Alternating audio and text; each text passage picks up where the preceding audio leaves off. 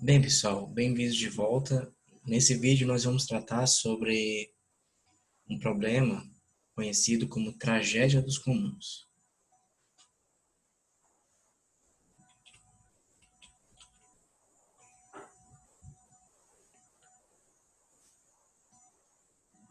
Trata-se de mais uma aplicação das ideias que a gente anda desenvolvendo sobre o equilíbrio de Nash. Como é que é essa situação, né? Imagina que você tem um campo, certo? Ao lado de uma vizinhança, e nessa vizinhança moram N fazendeiros. E esse campo, ele é um bem comum, certo? Ou seja, todo mundo pode ir lá e utilizar esse campo do jeito que achar melhor, certo? E esses fazendeiros, eles criam ovelhas, tá? Então, GI é a quantidade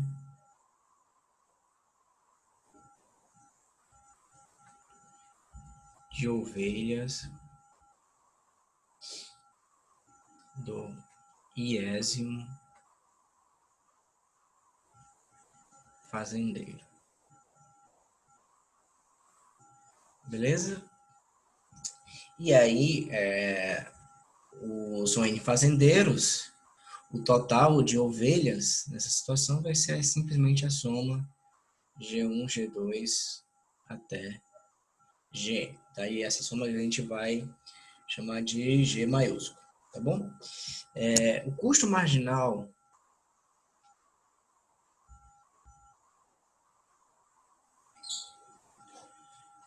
de criação da ovelha, das ovelhas, é C, certo? Então C é um parâmetro, uma constante real, tá? O benefício gerado pela criação desse grupo de ovelhas, tá? O benefício por unidade de ovelha, o benefício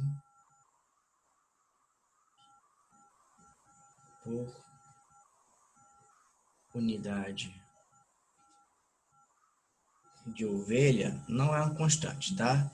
É uma função de R mais, né? R mais para R, certo? Que tem algumas propriedades, tá? Por hipótese. Quais são as hipóteses principais? O benefício de se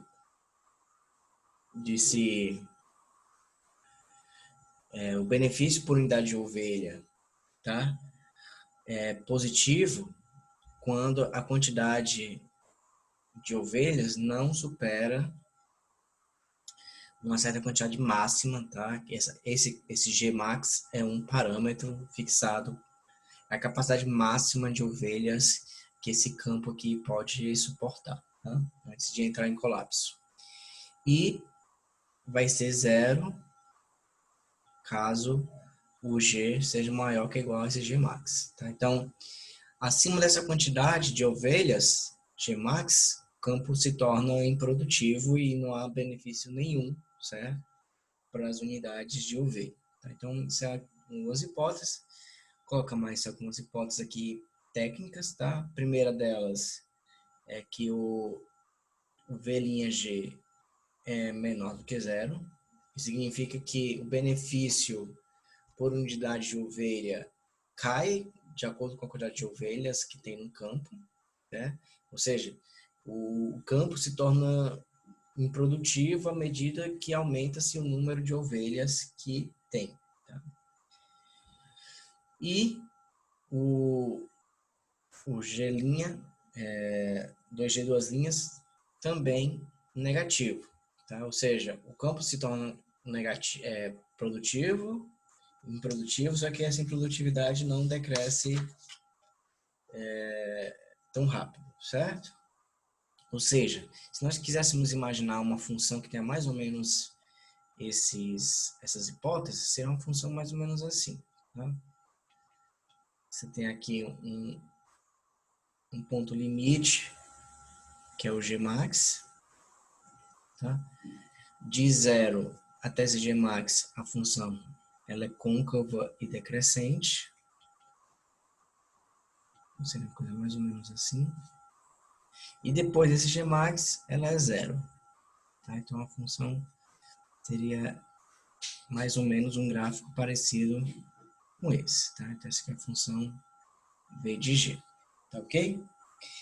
E aí, qual vai ser o lucro individual de cada fazendeiro? Né? O lucro individual de cada fazendeiro, o lucro I, vai depender de quanto que ele escolhe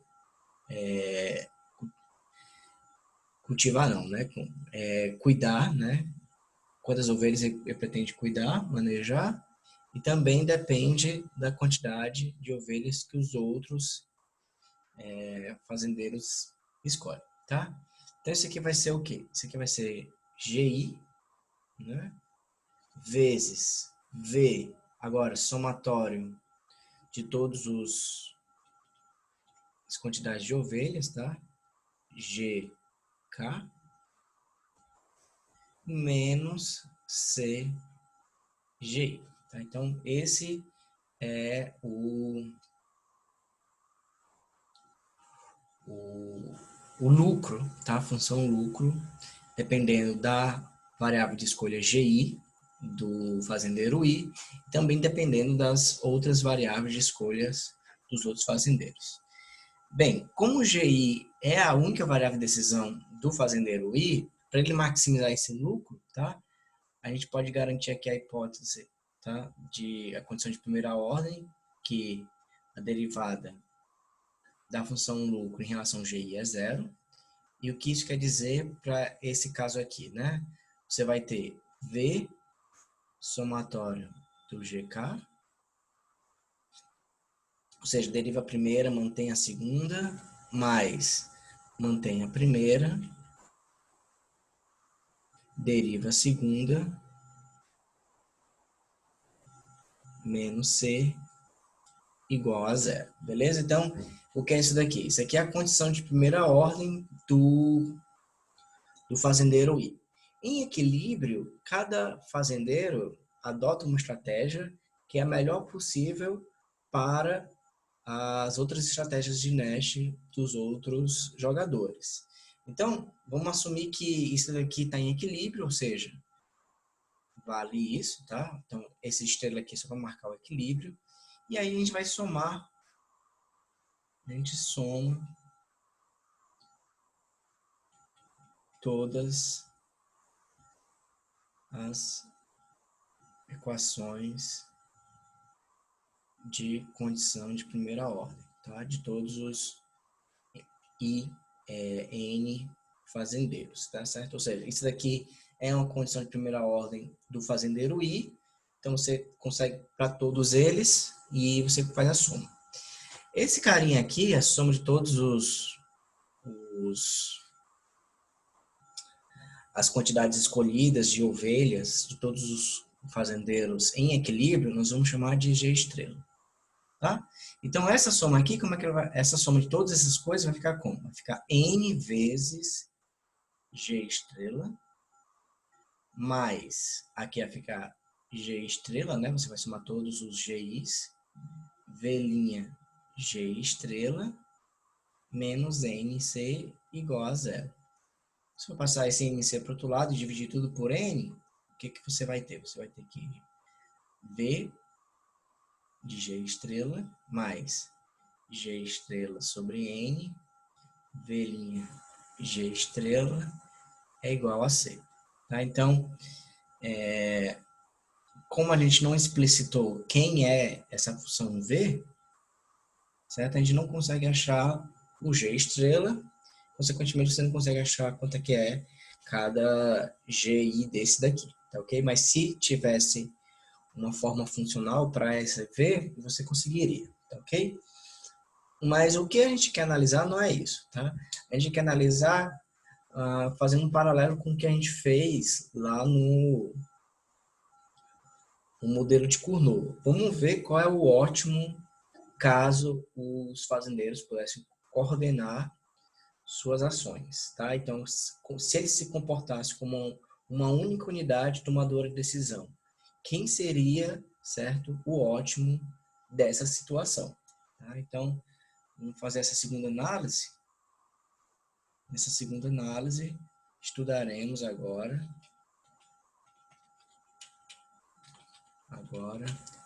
a situação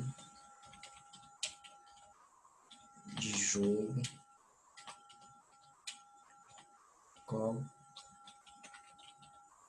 cooperativo, certo? No qual todos os fazendeiros se reúnem e tomam uma decisão em conjunto. Beleza? Então, qual vai ser...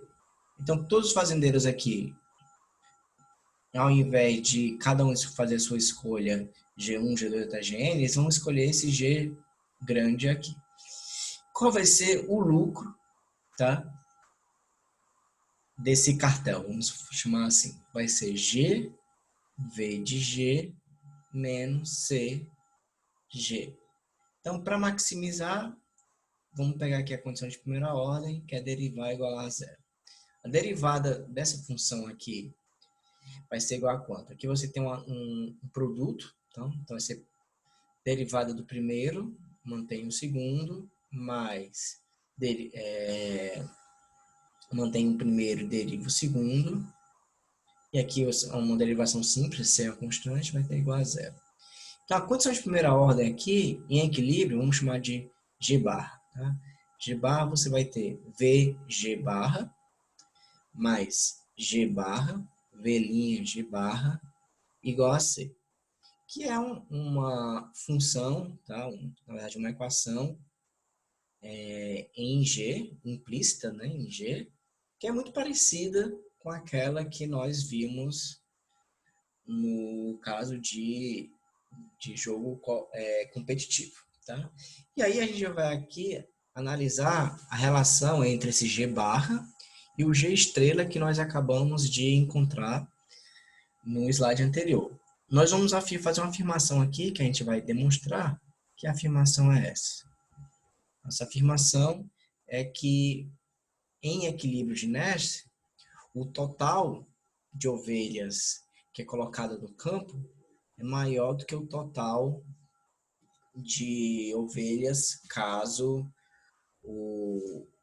os fazendeiros se comportem como se fosse um cartel. Tá? Como é que a gente faz essa demonstração? A gente faz essa demonstração por absurdo. Então, demonstração daquela afirmação que a gente acabou de colocar ali no slide anterior suponha que o contrário ocorre, ou seja, suponha que o G barra, que é a solução ótima em mercado cooperativo, é maior do que a solução ótima em um jogo competitivo. Tá. Se isso aqui for verdade, como a função V é decrescente, você sabe que o V de G vai ser menor do que o VG estrela. Beleza? A função V', né, a derivada do V, também ela é decrescente. Por que também é decrescente? Porque a segunda derivada é negativa. Então, você tem duas afirmações a partir dessa. Tá? Primeiro, essa daqui. Segundo, essa daqui. Isso aqui é verdade. Né? Então, a partir disso daqui, dessa afirmação, que a gente está supondo que é verdade, você consegue a afirmação 1 e consegue a afirmação 2. Bem, mas a gente sabe que o V', ele é negativo, tá? Para todo o G naquele intervalo do domínio, beleza? Então, se ele é negativo, o que você vai ter? Você vai ter que, que isso daqui, tá? Vai ser verdade. Por quê? Porque se esse cara aqui, ele é negativo, tá? Então, mais fácil a gente colocar aqui, tá aqui menor que zero, e aqui fica mais claro, né? De 2, temos que o V' G estrela é menor que 1 sobre N V' G estrela, né? Por quê? Porque esse cara aqui é negativo, né? Então, se ele é negativo, ele está para o lado esquerdo da reta numérica, né? Tá aqui o zero, e aqui estaria, digamos, o V' G estrela. Quando você divide por N, você traz mais perto de zero. Você estaria aqui. Aqui teria 1 sobre N, V' G estrela. Tá? Então, por isso que ele se torna maior, tá? Ele se torna menos negativo. Além disso, o G barra e o G estrela são maiores do que zero, tá?